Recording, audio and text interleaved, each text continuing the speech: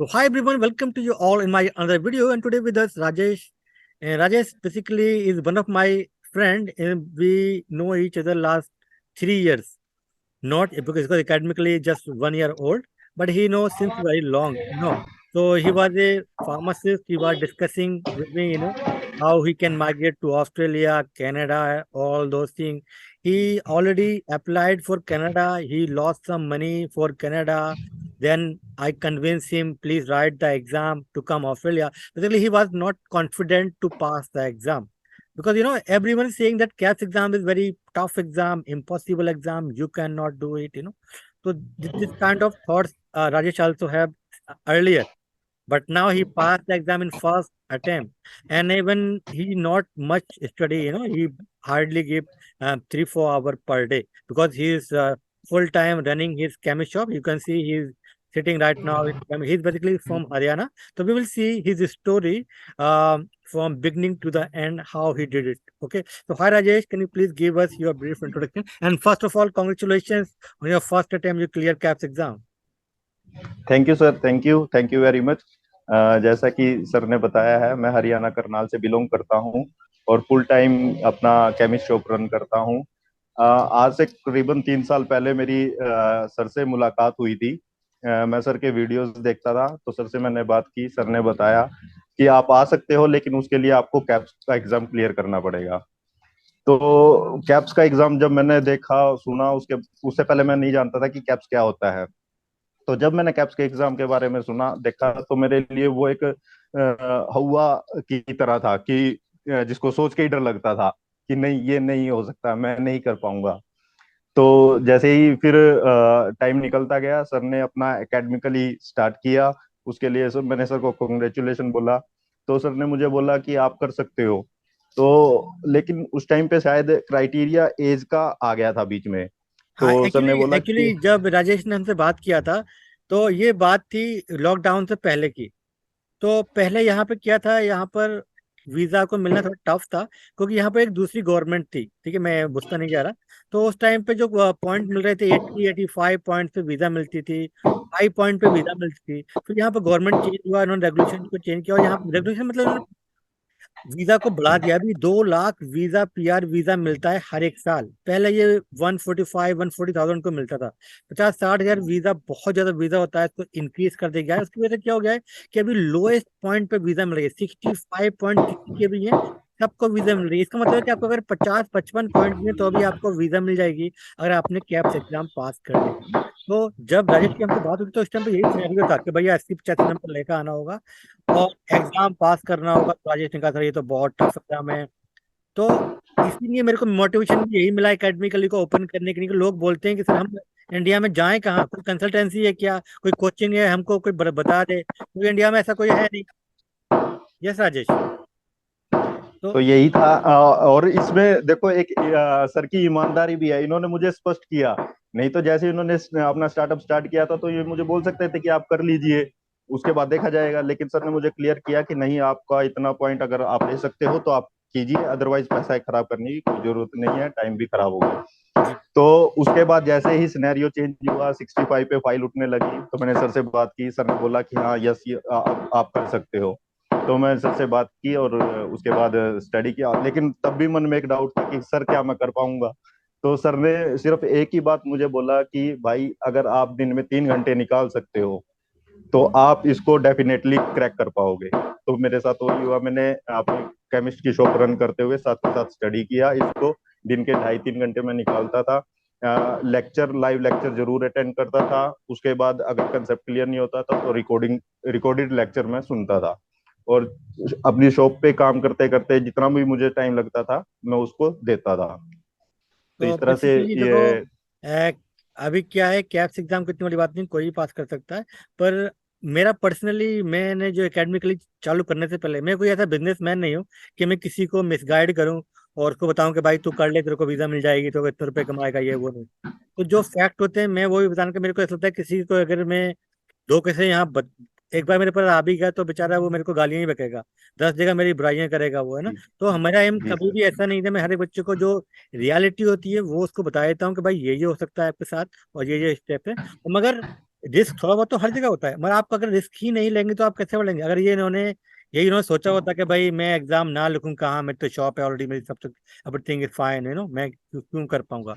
तो ये बेसिकली राजेश की एक बहुत बड़ी वो है कि इस टाइम पे आकर भी इन्होंने ये एग्जाम को क्लियर कर, क्योंकि मेडिकल स्टोर का जॉब जो होता है ना, मेरे खुद 4 मेडिकल स्टोर है मेरे इंडिया में, मेरे भाई लोग रन करते हैं, तो मुझे पता है कि ये लाइक 15-16 घंटे का जॉब होता है बेसिकली, क्योंकि मेरी यस शॉप सर, मुझे यस याद है सर, 8 बजे खुलती है और रात को वो 10-11 बजे बंद होती है। तो एक यस सर, केमिस्ट का जो इंडिया में जो हाल है, बहुत बुरा हाल है। मैं यस ये कह सर, सकता हूँ कि टाइम नहीं मिलता, ये 8 घंटे का जॉब नहीं है इंडिया के अंदर।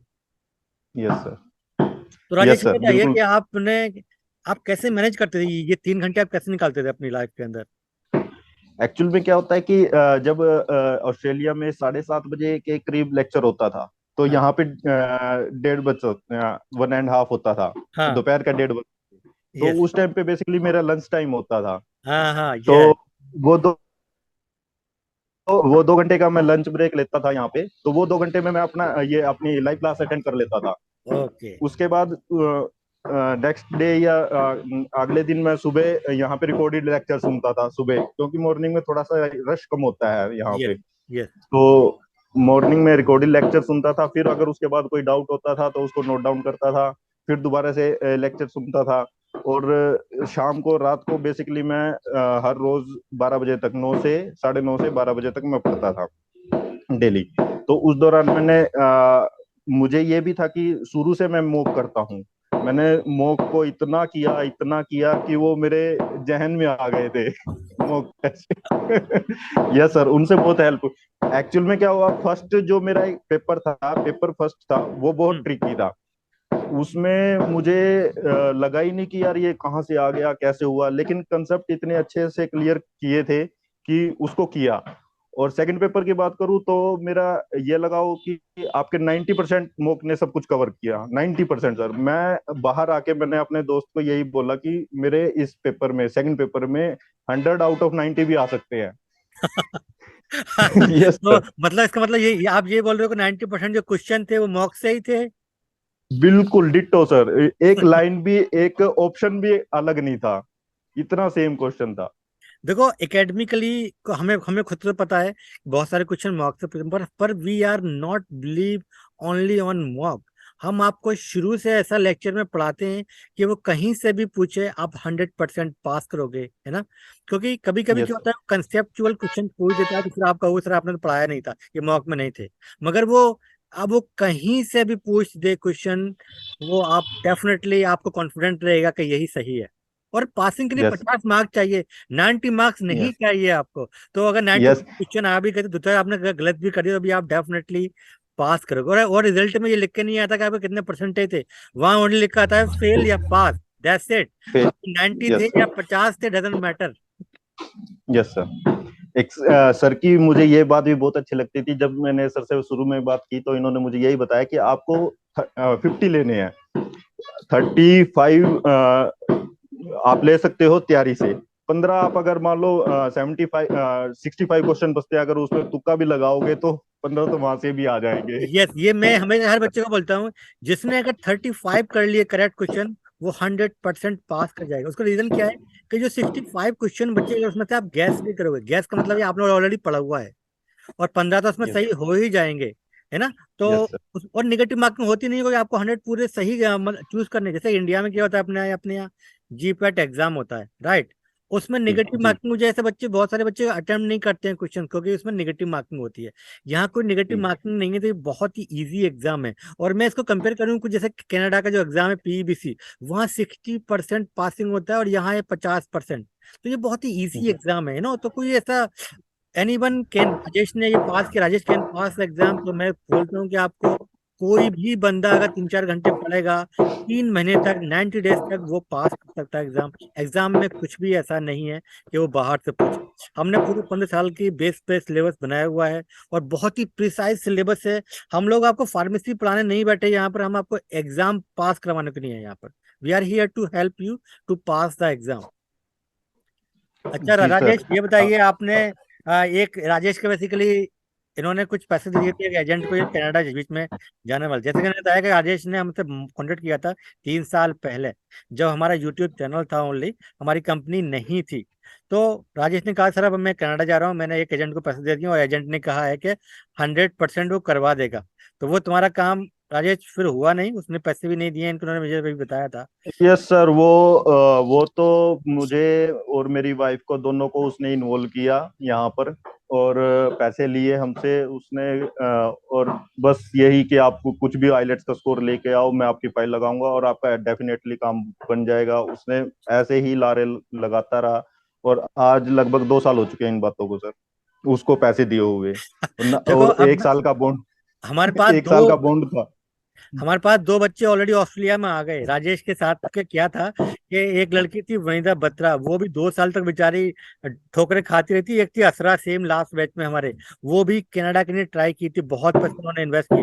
तो इंडिया में जो एजेंट होते हैं ना, आप उन पर बिलीव मत कीजिए प्लीज। आप अगर उसको जानते नहीं हो पर्सनली, पर्सनली भी जानोगे तो आप पैसे ले नहीं पाओगे, और एक बार अगर चले गए उसके पास तो इतने ये, या तो कोई बड़ी कंपनी है, कोई ट्रस्टेड कंपनी है, उनके पास जाइएगा। कोई एजेंट बहुत झूठ बोलते हैं इंडिया के अंदर, है ना। जी हम जी जी। हमारी जो कंपनी है, हम एजेंट नहीं है basically, we are not a agent.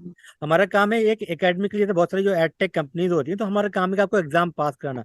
पर हम आपको स्किल असेसमेंट में और वीजा कैसे लेते हैं, जॉब में, सारी चीजों में हम लोग फ्री में हेल्प करते हैं। हमारा काम है कि आपको, आप, मेरा बेसिकली एक ही एम है, जितने इंडियंस यहाँ आ सकते हैं यहाँ आ जाएं। ऑस्ट्रेलिया में पूरा खाली पड़ा है, शायद 2-4 साल के बाद ये भी बंद कर दें वो, क्योंकि बहुत सारे लोग आ जाएंगे उस टाइम तक। मगर अभी मौका है आपके पास, तो आप डेफिनेटली ट्राई करें। और लाइफ में गालियां मत देते रहो कि फार्मेसी में कुछ नहीं है, लाइफ बर्बाद हो गई, बहुत बेकार। Yes sir.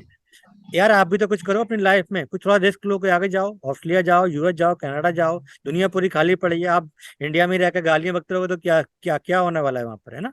तो सरकार भी कोई, सरकार सबको जॉब नहीं दे सकती है। आप भी कुछ करो भाई, आपका भी तो रिस्पॉन्सिबिलिटी बनता है ये। जी जी जी जी सर। तो राजेश जी, अब आप लास्ट में क्या कहना चाहेंगे जो लोग हम लोग को देख रहे हैं। सर मैं यही कहना चाहूंगा कि जैसे कि मैं सोचता था कि ये बहुत बड़ा हुआ है, लेकिन ये ऐसा कुछ नहीं है। अगर मैं कर सकता हूँ तो कोई भी कर सकता है। क्योंकि देखो सर, मैंने 2010 का पास आउट हूँ मैं, 2010 का पास आउट हूँ, लगभग 13 साल का गैप है।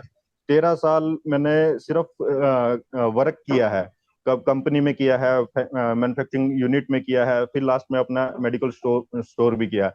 तो इन 10 सालों में मैं स्टडी के बिल्कुल भी टच में नहीं था।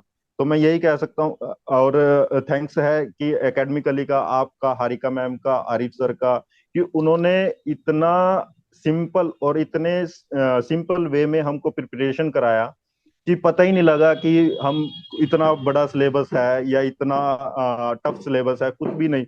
जैसे आप स्कूल में लर्निंग करते हैं, बच्चा, छोटा सा बच्चा लर्निंग करते करते सीख जाता है, इस तरह से सारा का सारा सिलेबस कवर हो।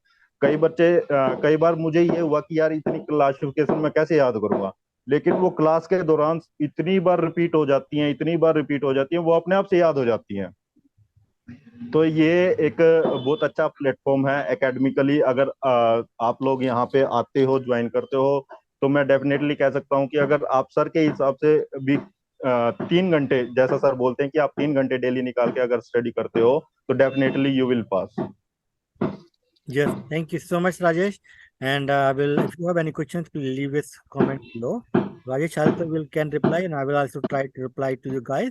And please, yes sir. Life में कुछ आगे बढ़ो, कुछ स्टेप्स लो, कुछ रिस्क लो, तभी आगे बढ़ोगे। अदरवाइज गालियां बकते हैं तो कुछ होने वाला नहीं है, ठीक है। और बहुत अपॉर्चुनिटीज हैं, एक्सप्लोर कीजिए अपने आप को, ठीक है। और बस इसके साथ हम लोग यहाँ पर खत्म करते हैं। Thank you so much Rajesh. Thank you sir, thank you. Thank you, bye.